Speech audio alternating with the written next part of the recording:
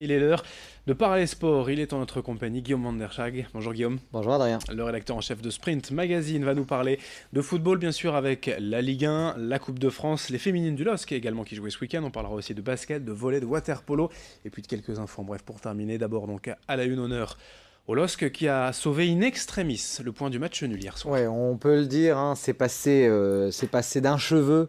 Le LOSC est toujours invaincu au stade Pierre-Mauroy, mais que ce fut dur, parce que d'abord ils ont eu du mal un petit peu à s'exprimer, contrairement à d'habitude en première période. Et puis en début de seconde période, ils ont encaissé un but par Oudin. Ils ont donc été menés au score pendant de longues minutes, près de 40 minutes. On s'est dit que c'était marron, que le LOSC allait essuyer sa première défaite sur sa pelouse. Et puis non, un penalty un peu contestable au dire de certains. Un penalty a permis à Pépé d'égaliser pour les siens.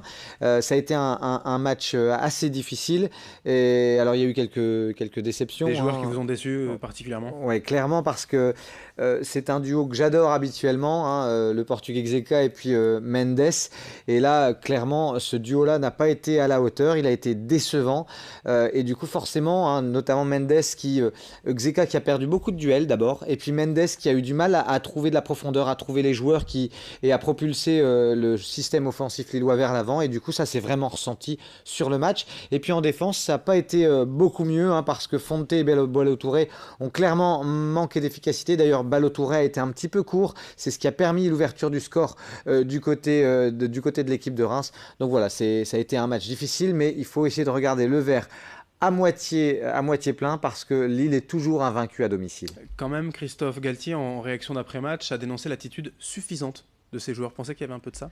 Oui, parce que c'est pas l'image à laquelle ils nous ont habitués cette saison. Donc forcément, Christophe Galtier, c'est quelque chose qu'il ne disait plus la saison dernière. Là, c'est quelque chose qu'il a été obligé de dire, parce que il a pas reconnu son équipe. Je pense que le LOSC a subi un petit peu ce sas de décompression, vous savez, où ils ont rencontré Lyon et puis ils ont réussi à faire quand même un bon match nul face à Lyon. Ils sont allés gagner à Montpellier. Là, face au Stade de Reims, à domicile en plus, on s'attendait à un festival de buts. Il n'en a rien été, et du coup, la frustration pour le coach lillois a été d'autant plus grande. Alors on en est à 17 journées, Lille est quand même toujours très bien placé en championnat. Quel est le bilan qu'on peut tirer quand même de ce début de saison? Le bilan, il reste absolument exceptionnel. Le LOSC est deuxième, hein, derrière le Paris Saint-Germain, même s'il y a d'autres matchs qui n'ont pas été joués ce week-end. Le LOSC a 31 points, ça veut dire quoi? Ça veut dire qu'on n'est pas encore à mi-saison, et ça veut dire que le LOSC est déjà à 10 points du maintien.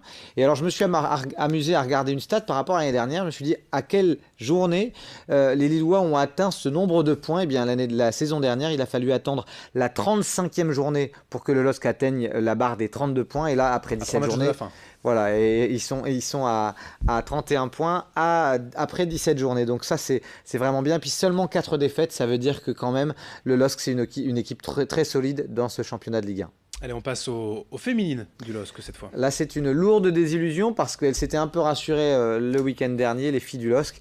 Et puis là, elles recevaient à domicile la lanterne rouge du championnat, la formation de Rodez. Et elles se sont inclinées, hein, 1-0. Donc c'est une grosse déception pour les joueuses du LOSC. Il y avait également de la Coupe de France, c'était le 8e tour ce week-end. Oui, avec une équipe qui n'en finit pas, hein, de s'acoquiner avec Dame Coupe de France. C'est l'équipe de l'Iris Club de Croix qui est passée en battant en Boulogne, hein, l'USBCO, pourtant une formation de nationale. 2 buts partout, puis 3-2 après les tirs au but. C'est la 3e fois que Croix passe en 32e de finale. Alors dans les autres matchs, eh bien, Valenciennes n'a pas été exceptionnelle, hein, puisque Valenciennes, c'est une équipe de Ligue 2 et ils ont joué à Caen, qui est une équipe de National 3. Ils se sont imposés, mais 6-3. Et puis le Racing Club de Lens est allé gagner logiquement à Versailles 4-2. Avion est logiquement passé à la trappe face au Red Star, hein, mais avec les honneurs, seulement 1-0. Il y avait, je crois, 6 divisions d'écart. Et puis Gravelines en Régional 1 sera au tour suivant 1-0 face à Nesle. C'est un beau résultat pour Gravelines, hein, on peut le dire. Effectivement, c'était depuis 1993 que Gravelines n'avait pas connu les 32e de finale, il y a 25 ans. Voilà, ça fera plaisir du côté de Gravelines. Voilà, et puis pour terminer sur cette page Coupe de France, un un coup dur hein, pour les joueurs de l'US Saint-Omer qui vont devoir retourner en Corse alors qu'ils y sont allés ce week-end. Mais le match a été plusieurs fois reporté, il y a eu des vents violents, du coup match finalement annulé et les joueurs devront refaire le déplacement, de même que certains supporters, c'est un petit peu dur.